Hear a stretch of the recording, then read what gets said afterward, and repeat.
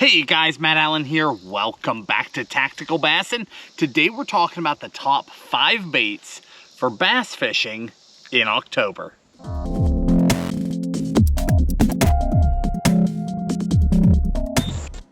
Fall brings one of the most fun bites of the year.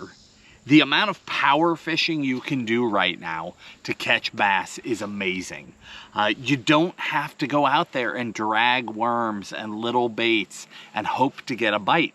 Fall fishing revolves around bait fish, smaller bait fish being eaten by bass. You can go out and you can catch numbers of fish, you can catch big fish, you can have an awesome time on the water right now. So all of our baits are not only power fishing baits, meaning baits that are fast moving, baits that are aggressive, they're also all geared towards imitating bait fish. Now that's not to say that you can't go catch a fish on a jig or a worm right now. Absolutely you can. But these baits are baits that will let you cover water, fish aggressively, trigger reaction strikes, and get really big bites. So that's why these are our top 5. Now, right off the top, the first one is going to be a topwater.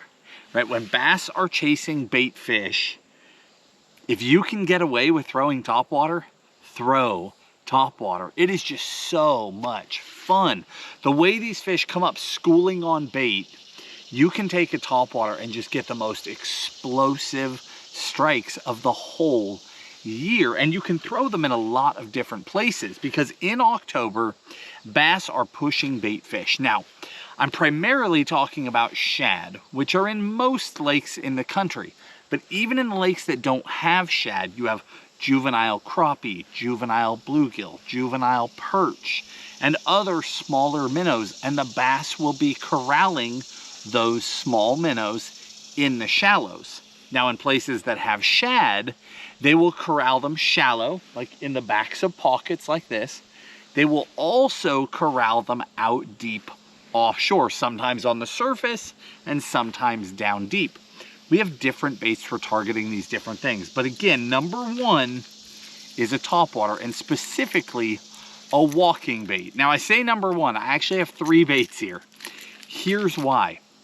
In October, it's very important that you match the actual size of the bait fish that the bass are eating. If you can match the size, you will get way more bites.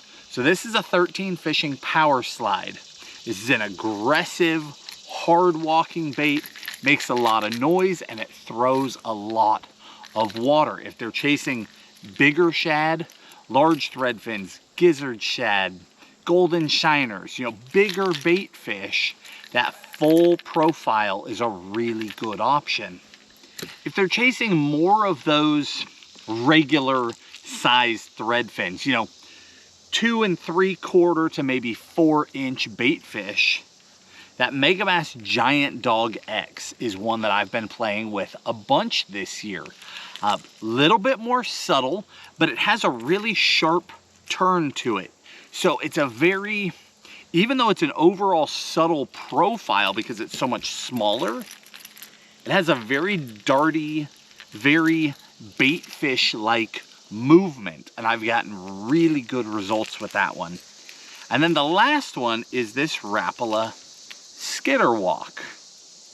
The Rapala is just that much smaller.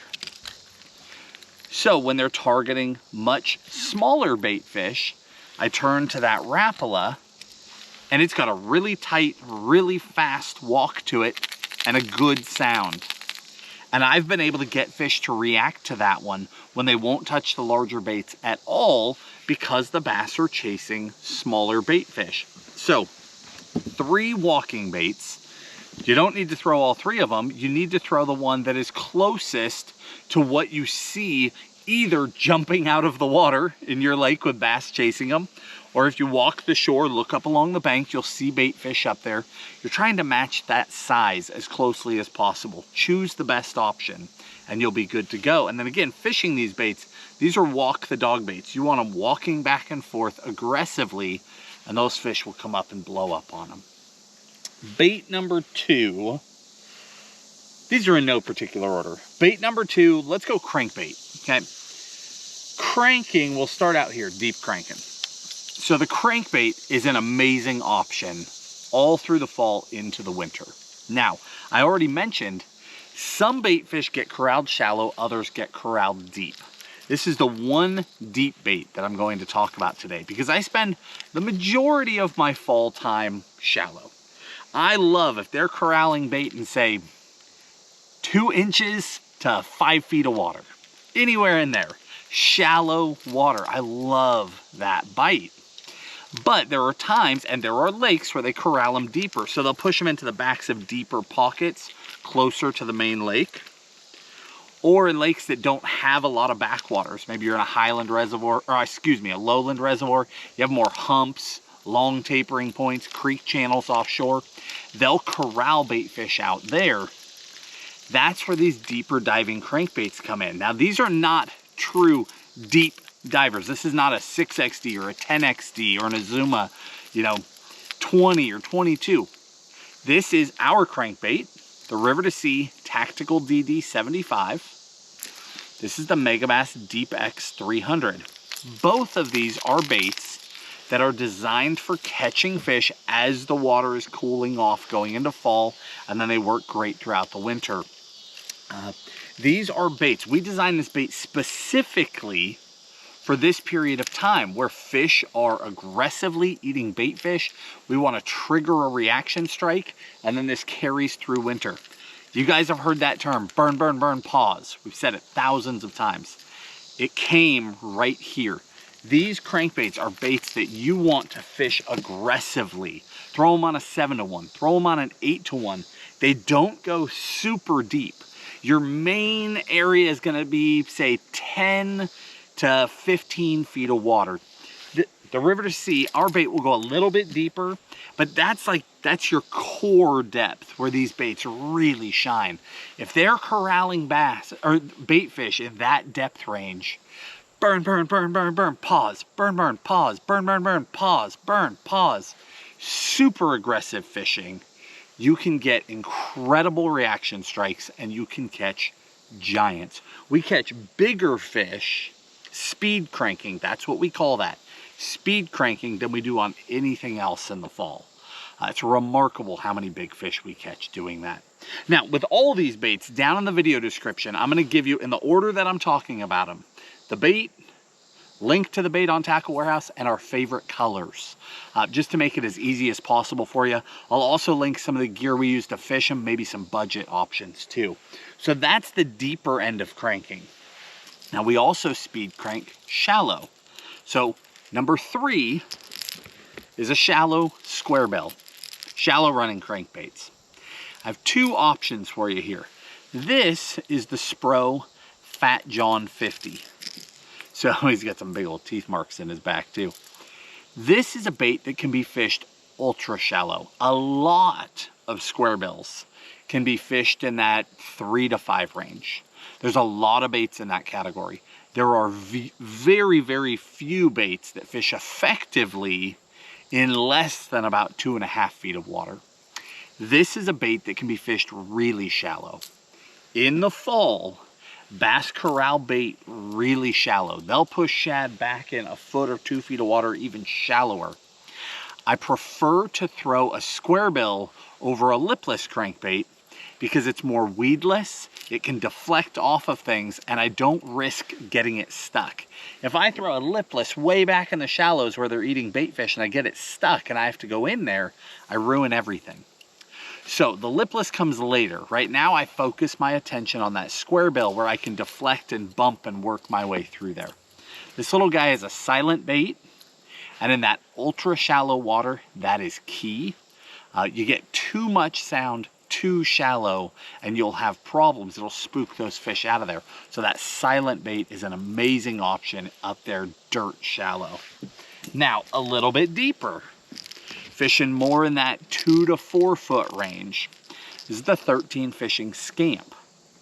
This, on the other hand, is the loudest Squarebill that I have. Out of all my Squarebills, it's the loudest one. When they're really pushing bait fish, getting them to pay attention to you instead of the thousands of minnows swimming around can be really difficult. This is a great bait for fishing the edges of those bait fish and getting those fish to react. This bait is so loud that if I'm doing that same thing, burn, burn, burn, pause, burn, burn, burn, pause. When you pause, all those bait fish are spooking away from it because it's so loud. When you pause, it's left floating in an open space away from the bait fish. So you'll have a whole ball of bait. It'll come shooting in there, they'll kind of back away, and then it pauses and it's sitting there all alone, right in the middle of all the bait fish. And those bass just come up and crush that thing. So again, dirt shallow, less than a foot, foot and a half, I prefer silent. Once I have a little more depth, then I like a bait that's got some rattle. And it doesn't hurt to have a lot of rattle to try and stand out from the crowd and get those fish to react. Next one, jerkbait. Now this can be soft jerkbaits and hard jerkbaits. Let's talk hard jerkbaits first. I've got two for you. The jerkbait is an amazing lure, plays in that same category as speed cranking. There are very few baits that can draw a core response from a fish, meaning there are lures that bass want to eat, and there are lures that trigger something inside of a bass and tell a bass it's time to eat. Speed cranking does that. It gets those fish to react. A jerkbait is another bait that's in that category. It's bait fish profiled, and it's a bait that can draw a core response. You're working that bait, you stall it out, those fish will come up to look at it, and they sort of rise up slow. And on that next twitch, when it darts away from them, it's a cat and mouse thing. They react, they lash out, and they eat it, even when they don't want to. So the jerkbait, again, is an amazing option in October. I have two here for you. This is the Megabass Vision 110. This is the Shimano World Minnow. Both are killer options.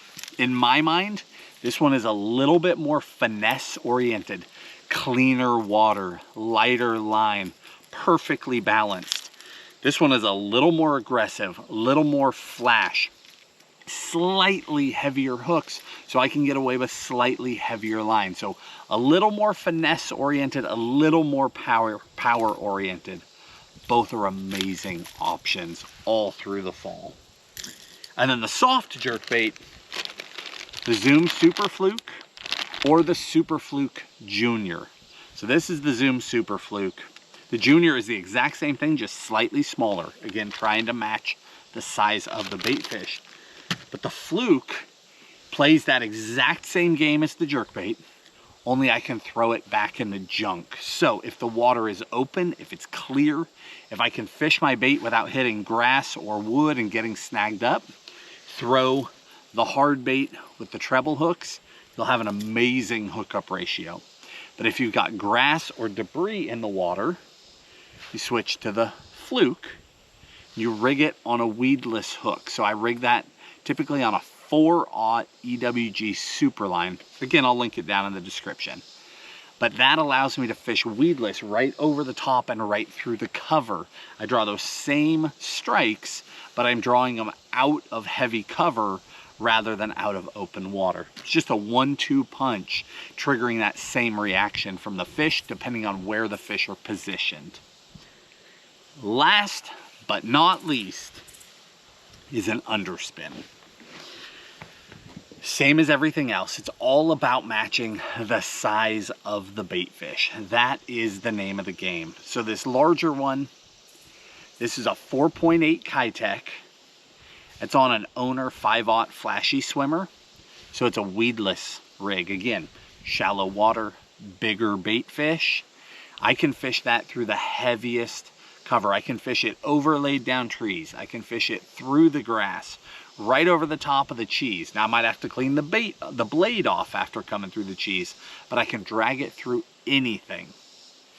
On the flip end of the spectrum, if the bait fish are smaller, you guys know that that 3-inch Largo shad has been a huge player for me since midsummer this year. I've thrown it all summer, all through the fall transition and into fall. That 3-inch Largo has been an amazing bait for me. The best head that I have found to pair it up with. While I'm talking, I'm ripping this little tab off of here. So this little tab hangs underneath the tail. If you leave that tab on there, the bait has a tighter, more shad-like, very aggressive swim. If you just reach in there and rip it off, it gets a more methodical, natural wave to the swim. Both can be great. One you fish faster, one you fish slower. But again, the best head I found to pair it up with, this is a Gamakatsu. This is their Underspin, and this is the mini version. It's the smaller hooked version, and it pairs up perfectly with this 3-inch Largo because it has this dropper arm. A lot of the Underspins that I love to throw, the blade doesn't really hang low enough because the belly of the Largo hangs down more than, say, a Kitech. So this has a long enough arm that this blade has really good movement below that Largo shad, and that's a great pairing. Again, October is an amazing time to be on the water. You need to get out there. There are a ton of fish to be caught, and there are not that many boats on the water. Temperatures are coming down, fish are aggressive, you can catch a pile of them, and these baits will help you do it. If you guys enjoyed the video, hit the like button, subscribe to the channel, and we'll talk to you soon.